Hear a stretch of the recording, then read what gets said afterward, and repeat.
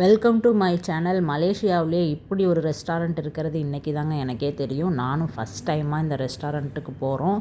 நாங்கள் பார்க்குக்கு போகலான்னு பிளான் பண்ணிவிட்டு மழை ஹெவியாக வரவும் பார்க்குக்கு போகலை. சரி, ஓகே, டின்னருக்காவது போகலாம் அப்படின்னு சொல்லிட்டு தான் இந்த தவாத் ரெஸ்டாரண்ட்டு நாங்கள் போனோம். எங்களுக்கு பார்த்திங்கன்னா நாங்கள் முன்னாடியே புக் பண்ணிட்டு தான் போனோம். இங்கே பார்த்திங்கன்னா ஸ்பெஷல்னு கேரளா ஐட்டம்ஸ் எல்லாமே ஸ்பெஷலாக கிடைக்கும். மெயினாக பார்த்திங்கன்னா பீஃப் சாப்பிட்றவங்க எல்லாருக்குமே இங்கே நிறைய வெரைட்டிஸ் இருக்குது.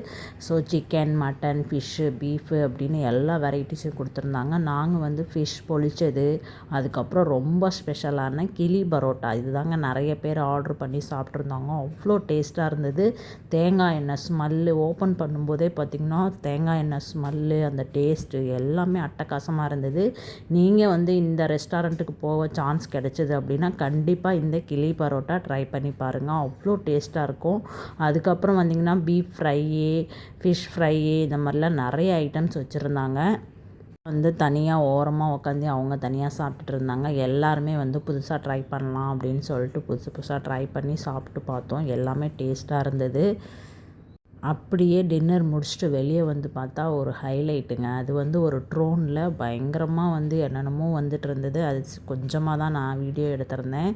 அது என்னன்னே தெரியல எங்களுக்கு. தேங்க்யூ.